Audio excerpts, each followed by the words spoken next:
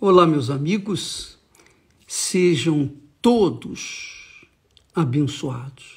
Abençoados quer dizer a pessoa cuja vida seja florida, cuja vida seja uma fonte de vida. Uma vida que venha glorificar a Deus. Você tem uma vida que venha glorificar a Deus. Como? Deus não está esperando a glória das nossas palavras. Porque as palavras são fáceis de serem ditas, não é verdade? A gente fala, é fácil falar. É fácil dizer, ó Deus, eu te amo. É fácil dizer a Deus, ó, eu te louvo, eu te agradeço. O difícil mesmo, é ser a própria glória de Deus nesse mundo. Que Jesus fala na oração, santificado seja o teu nome. Quer dizer, Deus quer ser santificado, glorificado, exaltado em nossas vidas, em cada um de nós. Seja com a nossa conduta, comportamento, no nosso casamento, na nossa família, nas nossas atitudes de justiça, atitudes corretas, na verdade, na integridade. São valores divinos, valores que Deus criou para que pudéssemos vivenciá-los e então Ele ser glorificado em nossas vidas. É a mesma coisa.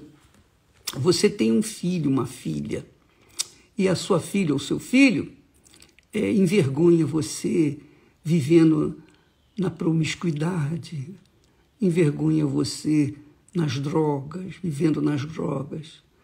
Quando ela fala palavrão, quando ela fala mentiras, quando ela engana, quando ela, enfim, vive uma vida completamente distorcida daquilo que você ensinou, como é que você se sente? Você se sente envergonhado, é ou não é? Você pensa assim, puxa, eu dei tudo pela minha filha, tudo pelo meu filho, olha só o que ele me devolve. Ele me devolve vergonha, humilhação, dor, porque os vizinhos vão dizer assim, viu, o fulana, de quem ele é filha? Ah, filha do Beltrano. Ah, é? Quer dizer, a pessoa, a mãe ou o pai, é envergonhado por causa de um filho, de uma filha. Isso é doloroso. E é isso que Deus sente com a criatura humana. Muita gente não crê em Deus porque vive isso. E vê aqueles que dizem que crê vivendo uma vida de mentira, de engano, de hipocrisia. E Deus sabe, conhece todos nós. Ele sabe quem é verdadeiro, quem é mentiroso. Ele sabe quem vai ser a glória dele neste mundo e quem vai ser a vergonha dele neste mundo. Por conta disso, Deus sabe de antemão quem vai ser salvo. Assim eu respondo a pergunta da pessoa que disse, ô bispo, mas quem são os escolhidos? Por que são escolhidos? A verdade, minha amiga, é isso. Deus escolhe aqueles que, apesar de estarem vivendo no pecado, mas carregam dentro de si um anseio, um desejo de viver uma vida correta. Não correta apenas diante das pessoas, mas correta às escondidas, correta na sua vida pessoal, na sua casa, na sua família, na sua vizinhança. Aí é que está a diferença dos que serão salvos dos que não serão. Dos que foram chamados, mas não foram escolhidos. Porque se desviaram, Muitos foram chamados e se desviaram do caminho, se desviaram da justiça, seguiram o pecado, seguiram a injustiça, seguiram o curso desse mundo.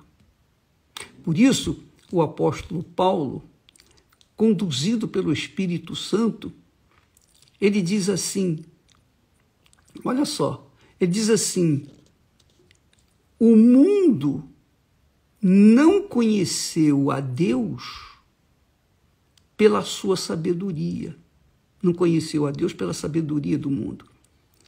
Aprouve a Deus salvar os que creem pela loucura da pregação do Evangelho. Porque a pregação do Evangelho é loucura. Por exemplo, eu não falar palavrão, isso é loucura. Todo mundo fala palavrão, ô bispo. Isso é normal. Isso é bobagem. Todo mundo fala palavrão. Mas para Deus, não é louco. É realmente algo abominável. Todo mundo mente, bispo.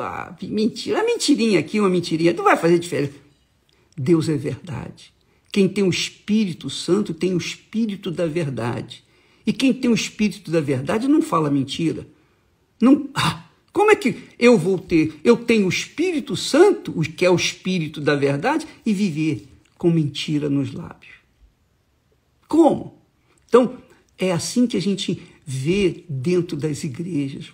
Muitos crentes falando de Jesus, pregando Jesus, mas vivendo como o diabo gosta. Muitos crentes, quando querem faltar, querem se divertir, vão na 25 de março, compram um atestado médico e apresentam na maior cara de pau para justificar a sua falta. Eu pergunto, isso é o quê? É de Deus? Deus aprova isso? Isso é justo? É correto? Então, essas e tantas outras atitudes e comportamentos que as pessoas tomam por aí, que contrariam a vontade de Deus, não é o Espírito Santo. Isso é o espírito do próprio Satanás. Não interessa se conhece a Bíblia, se leva a Bíblia debaixo do braço, não importa. Se a pessoa vive no pecado, ela está condenada, ela já foi excluída, já foi excluída. Ela foi chamada, mas ela se excluiu. Não, esse não é o lugar para mim. Então o apóstolo diz que o mundo não conhece a Deus por conta da sua sabedoria, da sua ciência. Aprove a Deus salvar os que creem pela loucura da pregação. Pregação de quê? Da justiça. Pregação da justiça. O ensino da justiça. E a vivência na justiça. Aí, ele continua dizendo, os judeus pedem sinal, os gregos buscam sabedoria. Quer dizer, os que creem em Deus pedem sinais. Os gregos buscam sabedoria. Os judeus naquela época eram judeus como os judeus de hoje. Creem em Deus, guardam o sábado, não come carne de porco, etc. Mas vive no pecado. O que adianta essa crença? É igual o judeu rico que foi para o inferno, enquanto Lázaro, pobre, foi para o céu. E os gregos são os que buscam sabedoria. Naquela altura, naquele tempo, os gregos eram a fina nata da sociedade no mundo inteiro, porque eram os sábios, os ditos sábios. Mas Paulo continua, mas nós pregamos a Cristo crucificado. Quer dizer, os judeus pedem sinais, os judeus pedem um sinal de Deus, de cura, de libertação, etc. Os gregos buscam sabedoria, mas Paulo diz, nós pregamos a Cristo crucificado, que é escândalo para os judeus até hoje. A crucificação de Jesus é um escândalo para ele. O sinal da cruz é maldição para eles. Então, é escândalo para os judeus a cruz, o Cristo, a fé no Senhor Jesus. É escândalo para os judeus. E é loucura para os gregos. Os gregos, eles estão afinados com a sabedoria do mundo. Então, quer dizer, são aquelas pessoas que se formam, têm uma formação intelectual, acadêmica, é doutor nisso, é doutor naquilo. Mas, agora mesmo, muitos desses doutores estão enterrados por conta de um vírus chamado coronavírus. Não é verdade? Então, ele diz, mas para os que são chamados, tanto gregos, tanto judeus como gregos, lhes pregamos a Cristo, poder de Deus e sabedoria de Deus. Porque a sabedoria, ou a loucura de Deus, porque a loucura de Deus é mais sábia do que os homens. Deus não é louco, não tem loucura, mas ele fala de uma forma bem vulgar para as pessoas entenderem. A loucura de Deus é mais sábia do que os homens. A fraqueza de Deus, Deus não é fraco, não tem fraqueza, mas a fraqueza de Deus é mais forte do que os homens. Mas ele fala num sentido assim, apenas para a pessoa entender a linguagem que cabe compreensão. E ele fala mais, porque vedes, irmãos, a vossa vocação. Analisai a vossa vocação, que não são muitos os sábios, segundo a carne, os doutores, os grandes deste mundo. Não são muitos os sábios, segundo a carne, nem muitos os poderosos, nem muitos os nobres, os de fina classe, que são chamados. Mas Deus escolheu as coisas loucas deste mundo para confundir as sábias. E ele me escolheu. Ele escolheu esse louco desse mundo. Ele me escolheu. E ele escolheu você que crê na sua palavra. Que louvado seja o nome de Jesus. Você creu, você ganhou na loteria divina, digamos assim, porque você foi sorteada, você foi escolhida pelo próprio Deus. Deus escolheu você. Não foi o homem, não foi você. Não foi você que se elegeu, mas foi Deus, na pessoa do Espírito Santo, que escolheu você, escolheu a mim, escolheu a nós. Não é glorioso isso? Isso é magnífico, isso é grandioso. Mas eu estou falando assim, eu sei que os incrédulos, os ímpios, os que não creem, vão criticar, vão jogar pedra, vão falar. Sabe aquele ditado? A caravana passa e os cães ladram. É assim que eu vou seguindo. Deixa latir, deixa falar, deixa, enfim. E vamos seguindo em frente, semeando a palavra da verdade. Quem crê é salvo. Quem não crê, paciência, vai se perder, já está perdido. Não vai fazer nada. O que a gente pode fazer? Nada. Mas ele diz assim, não são muitos os sábios segundo a carne, não são muitos os sábios segundo a carne, nem muitos os poderosos, nem muitos os nobres que são chamados. Que maravilha, hein?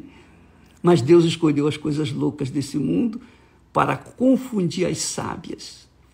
E Deus escolheu as coisas fracas desse mundo para confundir as fortes. E Deus escolheu as coisas vis deste mundo, as desprezadas, as desprezíveis e as que não são nada, para aniquilar, para esmagar aquelas que se acham, que dizem que são, para que nenhuma carne se glorie perante ele.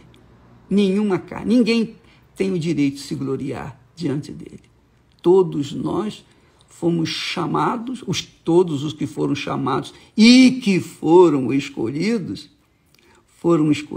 para a glória de Deus, não é para a glória de si próprio, não é para receber o louvor das pessoas. Não, minha amiga, meu amigo. Foi para que ele, Jesus, fosse glorificado na vida deles. E é isso que me importa. É isso que vale a pena. Nós fomos escolhidos e temos essa consciência de termos sido escolhidos para que Ele, nosso Senhor e Salvador Jesus Cristo, seja santificado, glorificado, exaltado, magnificado, reconhecido, honrado através da nossa vida cotidiana, do nosso exemplo, da nossa conduta que vem ao encontro da vontade de Deus. Entendeu, minha amiga? Entendeu? Então, isso, você vendo a novela o Gênesis, você vai ver isso. Inclusive, no capítulo de ontem nós vimos isso. Terá querendo que o seu filho Abraão case com outra mulher, tenha outros filhos e tal, tenha filhos com outras mulheres. Mas Abraão disse, não, eu amo Sara.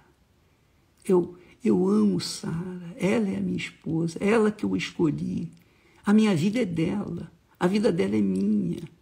Eu não vou abrir mão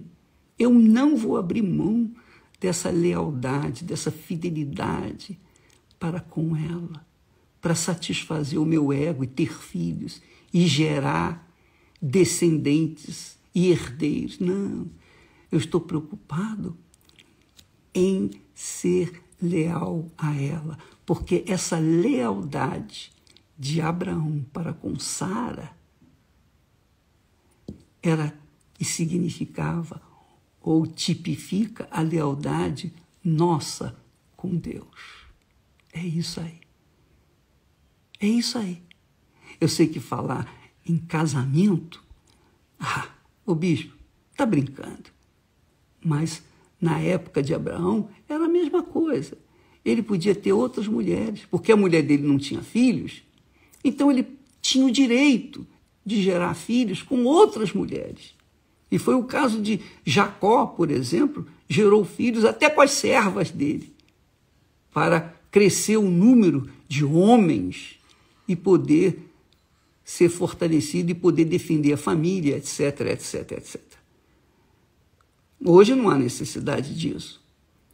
Mas a lealdade, a fidelidade, isso, minha amiga, meu amigo, não se compra com dinheiro, não se paga com dinheiro ou com as coisas desse mundo.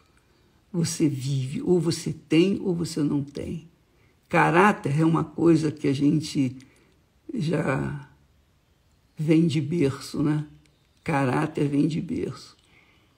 Caráter vem de berço. Mas quando o Espírito Santo desce sobre uma pessoa que é descarada, ele faz dela uma nova criatura, uma criatura com a mente divina, a tal ponto dessa criatura servir esse mundo, viver neste mundo para a glória de Deus. Entendeu agora por que o Espírito Santo é necessário? Por que sem o Espírito Santo é impossível agradar a Deus? É impossível. Porque sem o Espírito Santo é impossível a pessoa ser de Deus. Pois bem, vamos seguindo nessa comunhão e nessa fé em busca do batismo com o Espírito Santo para que sejamos eleitos. O Espírito Santo é a garantia de Deus. Deus nos dá a garantia que somos dele com o Espírito Santo. Ele é o penhor. Você sabia disso? O Espírito Santo é o penhor. Deus nos dá o Espírito Santo como penhor. Isso aqui é a garantia de que você foi chamado, escolhido, é meu, é minha propriedade. Deus abençoe e até amanhã em nome do Senhor Jesus.